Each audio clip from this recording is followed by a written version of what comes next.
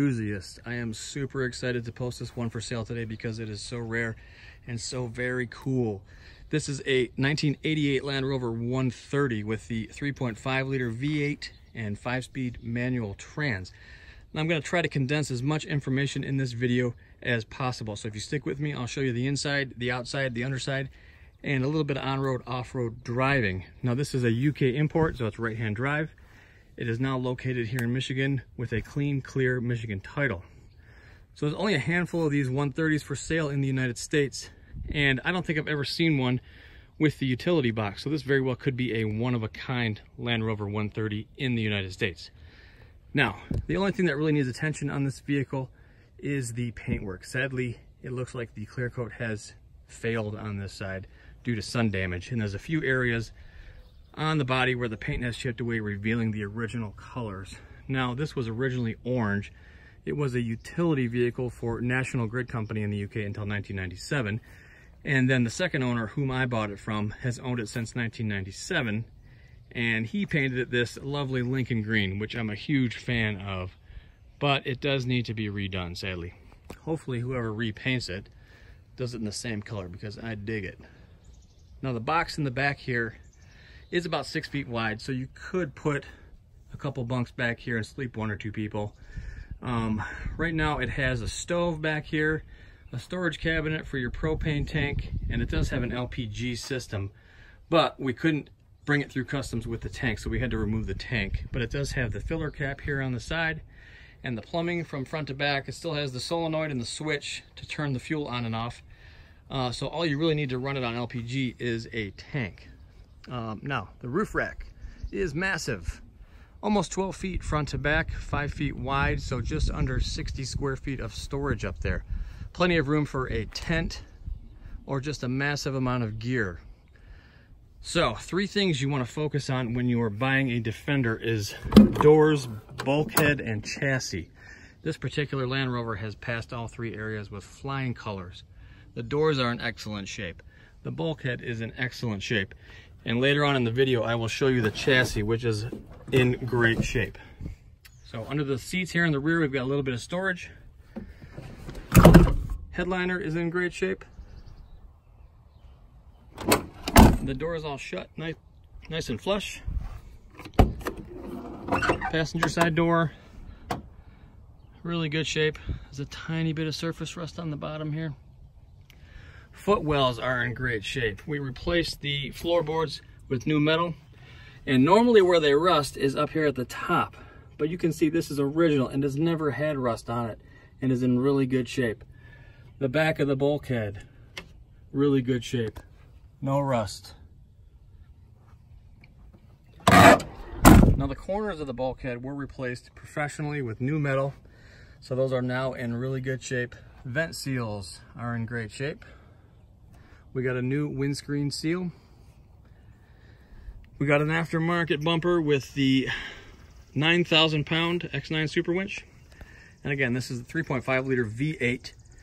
Originally from the factory, had about 140 horsepower, but if you wanted to spice that up a bit, you could add a Holley 4-barrel and a hot cam, give it a few more ponies. But as is, it does run and drive superbly. Special vehicles, where this was put together. Okay. Oh wait, let me show you the other doors as well. Bottoms of the driver doors, great.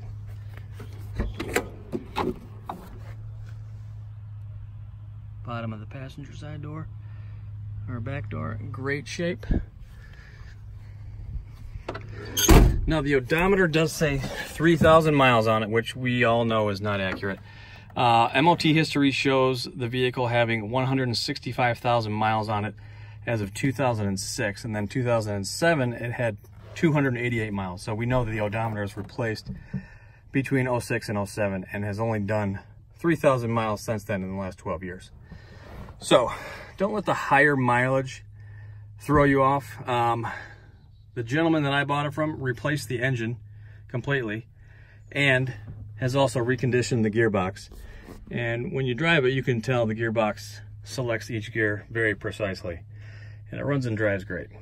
So we will do that now. Okay, so let's fire it up. Fires right up. No lights on the dashboard. Temperature gauge works. Fuel gauge does not work. We need a new fuel sender. Diff lock light comes on and off when shifting into gear. And now we'll go for a ride. Okay, so let's go for a ride.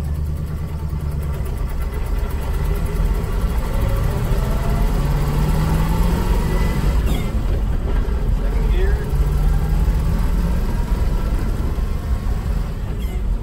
Third gear.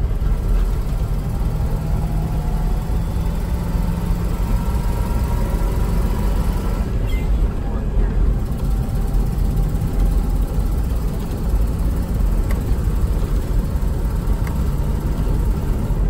Fifth gear. We're cruising about 50 miles an hour, give or take. Pretty decent smooth ride.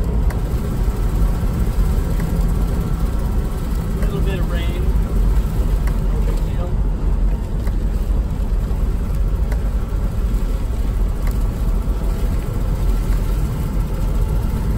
We'll come to a nice, quick, abrupt stop here. So it does not pull to the right or left. Steering wheel is not shaking. And brakes work nice and decent. Second gear up this hill.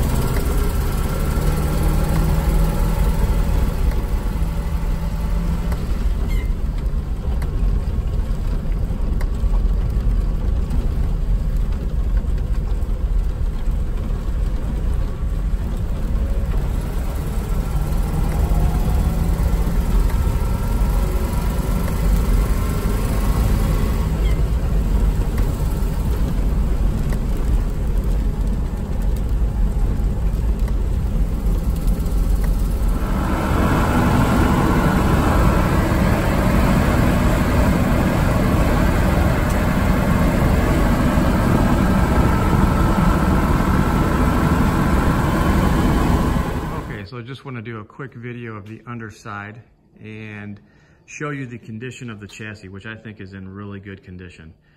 It does have surface rust over the entire chassis here and there, but all in all, it's in really good shape. And I want to show you, before it gets covered with any kind of chassis paint, the condition so that there's nothing hidden. So these normally rust out. In really good shape, just surface rust.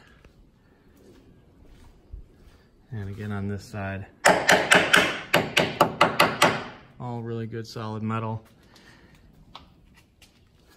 We got poly bushings all around, so it does have a really nice smooth ride. Handles the bumps really well. Has the rubber bumperettes in place still. And the bottoms here of the frame, you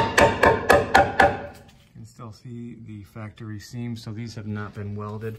The only welds I can really see on this frame are the factory ones, where they lengthen the chassis from a 110 to a 127.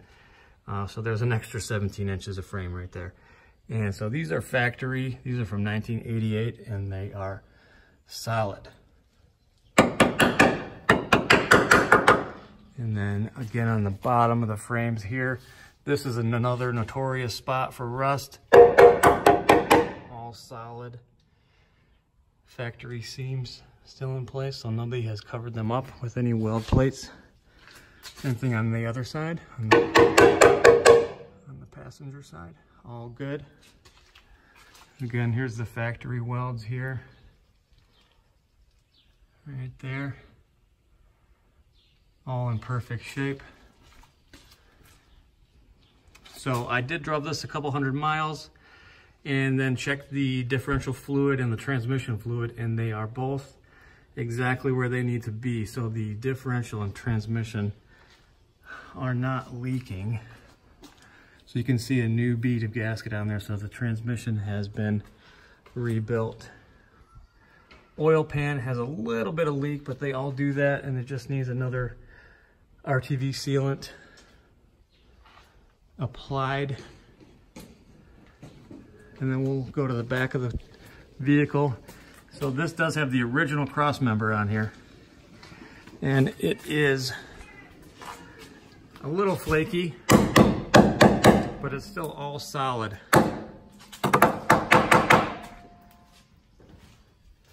So normally I would say 90% of these older vehicles have had the cross member replaced. So this one's still on here and it's in good shape. So you know that it's been treated well most of its life.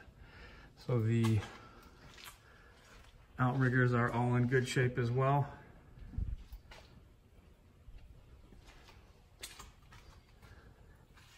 All solid.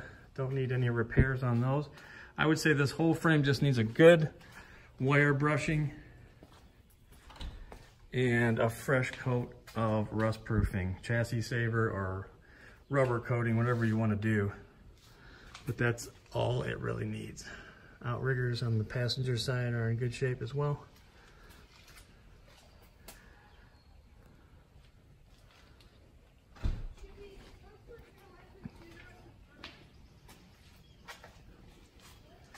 And we have the larger rear end. In the back, we got a new exhaust system, front to back, new fuel tank, and that's it. So we're in first gear now and low range. Diff lock is on, and I'm just letting the engine do the braking downhill, and it's doing a great job.